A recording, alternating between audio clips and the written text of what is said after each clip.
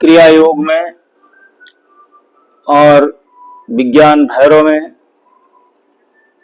हमें सांस पर ध्यान केंद्रित करने के लिए कहा गया है।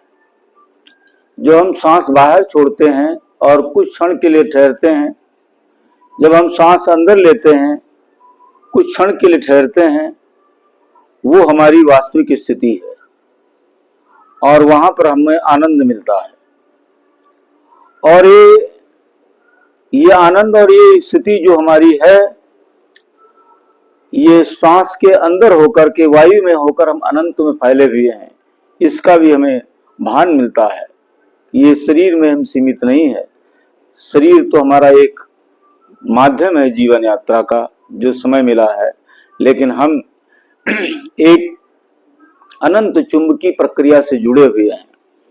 और अपनी नासिका के अग्रभाग को हम देखते हैं, आज्ञा चक्र में देखते हैं, ये त्रिकोण बनता है यहां से यहां, और इस त्रिकोण के द्वारा हम धीरे धीरे अपने इस आज्ञा चक्र पर अपने को एकाग्र कर लेते हैं।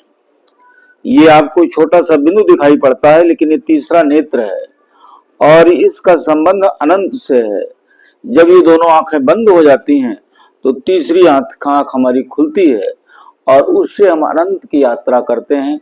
ये शरीर भूल जाता है, आवाज आ रही है, कोलाहल हो रहा है, इसका भी हमें पता नहीं चलता है और हम अनंत अनंत शून्य में विलीन हो जाते हैं। तो ये एक अंतर यात्रा है, बड़ी यात्रा है। अभ्यास जब करेंगे तो ये आपको मिलेगा, अनुभव होगा आपको, और इस धारणा के द्वारा आप समाधि तक पहुंच जाएंगे। मन की एकाग्रता ही आत्म साक्षात्कार की कुंजी है और इसी से मन एकाग्र होता हुआ चला जाता है। इसी का अवलंबन लेकर हम द्वेष मोह विहीन हो जाते हैं, राग विहीन हो जाते हैं, और जिस तरह से हमने समाधि के बारे में बताया, ऐसी स्थिति में पहुंच जाएंगे। तब क्या होगा? तब हमारे अंदर आनंद होगा और सबके प्रति हमारा अच्छा भाव जागृत होगा।